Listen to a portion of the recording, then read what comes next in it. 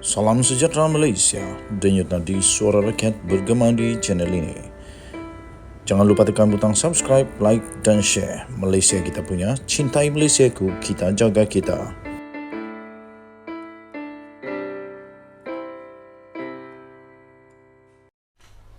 Salam sejahtera Malaysia, denyut nadi suara rakyat terus bergema di channel ini. Tuan-tuan dan puan-puan yang dihormati sekalian, saya ingin meminjam semula fakta yang pernah diterbitkan di dalam media sosial, dan itu adalah satu ketetapan daripada Seri Paduka Baginda Yang di-Pertuan Agong, iaitu Baginda bertitah supaya Baginda mahu supaya sebelum Baginda digantikan sebagai Agung, Baginda tidak mahu lagi ada perancangan tumbang-menumbang, ada perancangan untuk merampas kuasa. Dan Agung pun berharap semoga politik Malaysia stabil. Tetapi apa yang terjadi, nampaknya sekarang ini terang-terangan Tok Guru Hadi Awang, Presiden PAS, terang-terangan mengakui bahawa merancang, PAS mengakui Perikatan Nasional merancang untuk jatuhkan kerajaan perpaduan dan tiada siapa boleh halang. Wow! Saya tidak tahu ini pernyataan sombong, bongkak, atau ini pernyataan yang sungguh berani, yang tak tahu macam mana berani dia. Tapi ini satu perkara yang mengejutkan. Nampaknya Tok Guru Hadi Awang tak puas lagi menjatuh-jatuhkan kerajaan. Kerana dia pun pernah mengaku bahawa dia adalah dalang utama di sebalik langkah Sheraton. Dan kali ini pula, dia pun mengaku bahawa Perikatan Nasional rancang jatuhkan kerajaan perpaduan. Nampaknya Tok Guru Hadi Awang memang nak sangat berkuasa. PAS mengakui bahawa Perikatan Nasional sedang berusaha untuk menjatuhkan kerajaan perpaduan di bawah pimpinan Perdana Menteri Datuk Seri Anwar Ibrahim. Yang peliknya ialah saya nak tahu macam mana mereka nak jatuhkan Anwar Ibrahim. Macam mana mereka nak tumbangkan kerajaan perpaduan ini.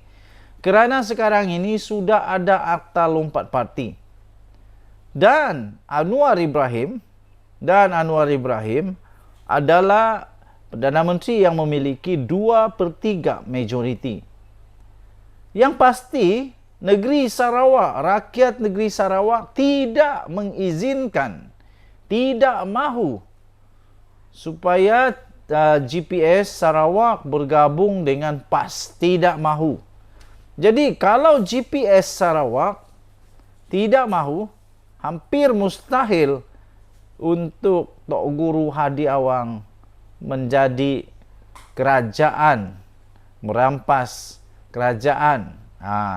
Tak mungkin boleh jadi. Ditambah lagi pula, GRS Sabah juga sekarang ini amat berpuas hati dengan kerajaan Perdana Menteri kita sekarang ini, Datuk Seri Anwar Ibrahim, dan kerajaan perpaduan Agong ini. Kerana kelihatan kerajaan perpaduan ini sungguh-sungguh mahu mengembalikan yang hak kepada Sabah menurut MA 63. Jadi, saya fikir hairan juga macam mana dia nak buat. Tapi kita tengoklah nanti. Dulu mereka kata Perdana Menteri Anwar Ibrahim bolehlah jadi PM tepi. Kali ini kita nak tengok siapa yang PM tepi, siapa yang duk melalak tapi tak dapat-dapat. Presidennya Tan Sri Abdul Hadi Awang berkata, mengikut sistem demokrasi negara, pihak perkara itu boleh dilakukan dan tiada mana-mana pihak boleh menghalang PN untuk menumbangkan kerajaan. Betul lah. Tapi mampukah? Harap-harap bolehlah. Kita tengoklah. Jelas beliau lagi, keadaan itu biasa berlaku dalam politik, termasuk melalui undi tidak percaya atau mendapatkan surat akuan berkanun. Undi tidak percaya. Siapa yang nak undi dia pula? Okey, kita tengoklah.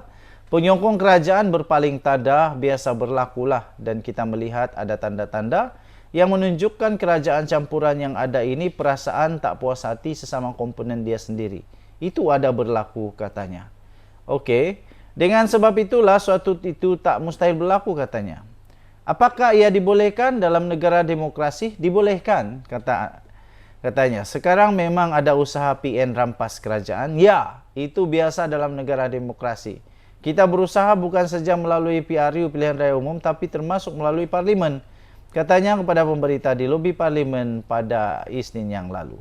Wow, tak henti-henti. Saya harap berhentilah apa yang berlaku ini. Denyut nadi suara rakyat bergema di channel ini. Bye-bye. Salam sejahtera Malaysia. Denyut nadi suara rakyat bergema di channel ini. Selamat pagi tuan-tuan dan puan-puan. Nampaknya antara Ismail Sabri Yaakob dan juga Zahid Hamidi semakin tak boleh disembunyikan lagi bahawa ada sesuatu yang tak kena di antara mereka berdua. Walaupun dinafikan, tetapi pastinya orang biasa, rakyat Maharin, pengundi-pengundi, ahli UMNO ataupun musuh UMNO tahu tentang perkara ini. Terbaru ini, tiba-tiba Ismail Sabri Yaakob mencabar Zahid Hamidi. Beranikah Zahid Hamidi untuk menyahut cabaran ini? Adakah sesuatu yang sedang disembunyikan oleh Zahid Hamidi daripada 3 juta ahli UMNO? Takkanlah Ismail Sabri Yaakob mencabar Zahid Hamidi sekiranya tidak ada keraguan yang munasabah yang berlaku. Terbaru ini, Ismail Sabri Yaakob mencabar Zahid Hamidi untuk menunjukkan surat daripada ROS. Mengapa agaknya Ismail Sabri Yaakob mahu supaya Zahid Hamidi tunjukkan surat itu? Adakah selama ini Zahid Hamidi hanya memberikan kata-kata tanpa bukti? Presiden UMNO, Datuk Seri Ahmad Zahid Hamidi, diminta dan dicabar untuk menunjukkan surat daripada Jabatan Pendaftaran Pertubuhan ROS yang didakwanya menerima resolusi parti supaya jawatan presiden dan timbalan presiden tidak dipertandingkan. Dan kita menanti sekarang daripada kita, instead of kita menunggu suara daripada Zahid, daripada Ismail Sabri, apa kata kita bertenang dan kita minta supaya pihak ROS sendiri yang membuka mulut, yang menunjuk bukti dan seterusnya menyelesaikan kemelut ini. Perkara itu disuarakan sendiri oleh Naib Presiden UMNO Datuk Seri Ismail Sabri Yaakob berikutan polemik status usul tambahan yang telah diluluskan di Perhimpunan Agung UMNO PAU 2022 membabitkan 2 jawatan tertinggi parti berkenaan. Kata Naib Presiden UMNO itu minta dia, iaitu Ahmad Zahid Hamidi, tunjuk surat ROS itu. Elok juga kalau boleh tunjukkan surat. Sebab ada 2 laporan media yang berbeza, kata Ismail Sabri Yaakob. Satu kata ROS tolak, tapi tak sampai 1 hari kata dah luluskan pula. Itu buat orang keliru. Saya pun baca laporan media juga, katanya ketika dihubungi oleh BH pada hari ini. Saya sebagai seorang yang selalu membaca berita, mengambil perkembangan semasa, saya pun ingin mencabar Zahid Hamidi untuk menunjukkan surat itu.